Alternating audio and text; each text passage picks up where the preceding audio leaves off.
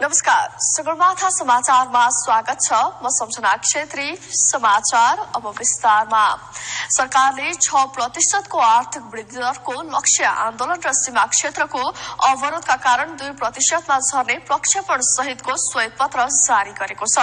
अर्थ मन्त्रालयले हिजो साँझ पत्रकार सम्मेलन गरी बन्द हडताल र आपूर्ति अवरोधका कारण समग्र अर्थतन्त्र र जनजीवन प्रभावित भएको जानकारी गराउन श्वेत पत्र जारी गरेको हो।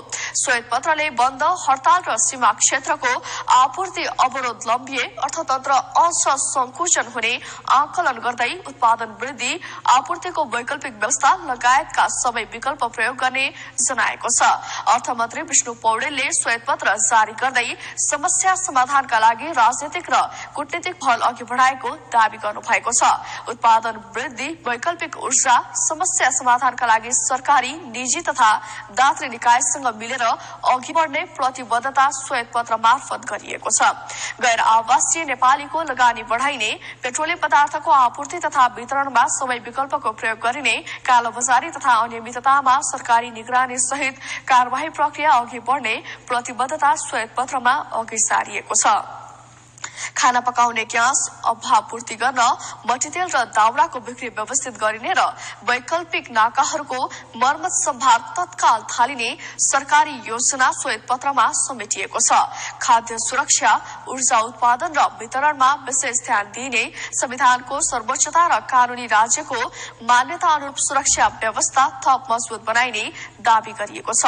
भूकम्प पछिको पुनर्निर्माण कार्यक्रम, मधेस आन्दोलन र आपूर्ति अवरोधका कारण प्रभावित भएको निष्कर्ष निकालेको सरकारले औद्योगिक उत्पादन ठप्प, होटल, पर्यटन, निर्माण, बैंकिङ, यातायातमा परेको असरका कारण मुद्रास्फीति बढी, महँगी बढेको जनाएको छ। कर्जा प्रवाहमा मिश्रित प्रभाव, आन्तरिक र बाह्य व्यापार प्रभावित भएको भन्दै सरकारले श्वेत पत्र मार्फत सरकारका सबै संयन्त्र, निजी क्षेत्र, गैर आवासीय नेपाली तथा दात्री निकायसँगको साझेदारीमा निकास खोज्ने जनाएको छ।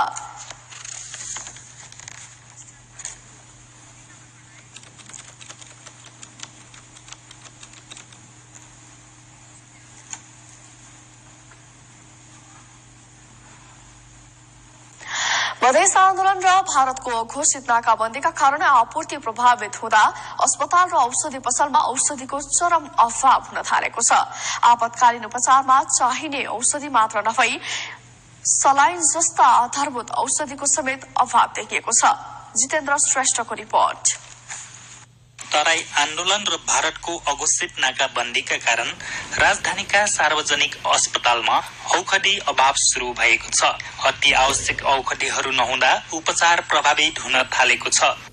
कतिपय औषधि नेपालमै बन्ने भए पनि सुईजन्य तथा केही विशेष औषधि आयातमै निर्भर रहेकाले अस्पतालहरूमा औषधि अभाव शुरू हुन थालेको हो। विगतका दिनहरूमा हामीले औषधिको अभाव हुँदैछ, औषधि धेरै कुराहरू सकिँदैछन् भनेर हामीले चाहिँ सरकारलाई घचघचाइरहेको अवस्था हो। त्यो जानकारी दिइरहेको अवस्था पनि हो र उपत्यकामा भएका सार्वजनिक अस्पतालहरू, विशेष गरी 9वटा अस्पतालका मुख्य 9वटा अस्पतालका निर्देशकहरूको हामी एउटा इन्फर्मल कमिटी पनि छ।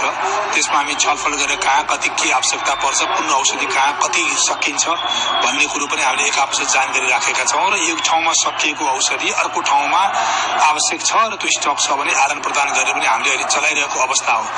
तर यी जुन स्टक आउट हुँदै गएका औषधिहरू हुन्, यी औषधि छिटो माध्यमद्वारा हामीलाई आपूर्ति हुन पर्यो भनेर हामीले जुन सरकारलाई जानकारी गराएका छौँ, त्यो जानकारी गराएका उहाँहरूले चाहिँ हामी तदारकतर्फ लागेका छौँ भन्ने कुरा भएको छ। तर अहिले व्यवहारमै कुरा गर्नु पर्यो भनेदेखि अहिलेसम्म हामीले औषधि आइसकेको अवस्था छैन। त्यस्तै राजधानीका औषधि पसलहरूमा समेत औषधिको चरम अभाव शुरू भएको छ। अभावलाई टार्न नेपालमै उत्पादित चक्कीजन्य औषधि बिक्री गर्ने गरेको औषधि व्यवसायीहरू बताउँछन्। आपतकालीन उपचारको लागि भने नेपालमा औषधि उत्पादन हुने गएको छैन, जसको कारण अब उपचार नराम्रोसँग प्रभावित हुने देखिन्छ। ट्याब्लेट आइटमहरू इन्जेक्सन आइटमहरू त लगभग नै सर्टेज छ भन्दा नि हुन्छ होइन। त्यसपछि सुगर प्रेसरहरूको बाहिरबाट आउने नेपाली कम्पनीको पनि ट्याब्लेटमा केही बाहेक बाहिरबाट आउने भ्यालीभन्दा बाहिरबाट आउने मेडिसिनहरू लगभग सर्टेज। हामीले नेपाली औषधि छ यसको सट्टामा भनेर नेपाली औषधिहरू प्रमोट गरिरहेका छौँ। नेपाली कम्पनीहरूलाई अलिकति प्रोत्साहन गर्नुपर्छ भनेर दिइरहेका छौँ। यो संकटमा राजधानीमा रहेका 9 ठूला सार्वजनिक अस्पतालले आवश्यक औषधि एक अर्काबाट विनिमय गर्दै उपचार धानिरहेको अस्पतालहरूको भनाइ छ। भारतको अघोषित नाकाबन्दी र मधेस आन्दोलनको कारण आपूर्तिमा समस्या भोगिरहेका नेपालीले औषधिको पनि चरम अभाव भोग्नु परेको छ। अहिले बजारमा विभिन्न साधारण औषधदेखि लिएर अपरेसनका लागि प्रयोग हुने इन्जेक्सन समेत अभाव भइरहेको यहाँका व्यवसायीहरूले बताएका छन्। सगरमाथा टेलिभिजनका लागि क्यामेरामा उत्सव वाग्लेका साथ जितेन्द्र श्रेष्ठ, काठमाडौँ। व्यवस्थापिका संसदको उद्योग वाणिज्य तथा उपभोक्ता समितिले पेट्रोलियम पदार्थको कालो बजारीमा संलग्नलाई कार्यवाही गरी सार्वजनिक गर्न सरकारलाई निर्देशन दिएको छ। हिजो सिंहदरबारमा बसेको समितिको बैठकले ग्यास लगायतका पेट्रोलियम पदार्थमा कालो बजारी भइरहेको भन्दै तत्काल कार्यवाही गरी सार्वजनिक गर्न वाणिज्य तथा आपूर्ति मन्त्रीलाई निर्देशन दिएको हो। समितिले चीनसँग व्यापारिक रूपमा हुन लागेको सम्झौताको जानकारी दिन पनि मन्त्रालयलाई निर्देशन दिएको छ। बैठकमा आपूर्ति मन्त्री गणेश मानपुरले कालो बजारीमा संलग्नलाई सरकारले कार्यवाही गरिरहेको र केही समयमा संलग्न अन्यलाई पनि कार्यवाही गरिने बताउनुभयो।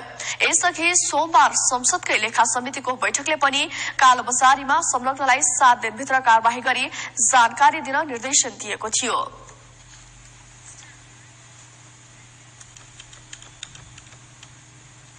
समाचारमा एकैछिन विश्रामपछि सप्तरीको राजविराजमा लगाइएको कर्फ्यू हट्यो, जनजीवन सामान्य बन्दै प्रदर्शन अब नियन्त्रण बाहिर जान नदिने मोर्चा संयोजकको भनाई। नेता भट्टराईको संयोजकत्वमा नयाँ शक्ति घोषणा, 75वटै जिल्लामा नयाँ शक्ति निर्माण अभियान सञ्चालन गर्ने र बाँकेको नेपालगञ्जबाट 40 जना बाल श्रमिकको उद्धार, बाल बालिका अधिकांश नेपालगञ्जका केही भारतीय।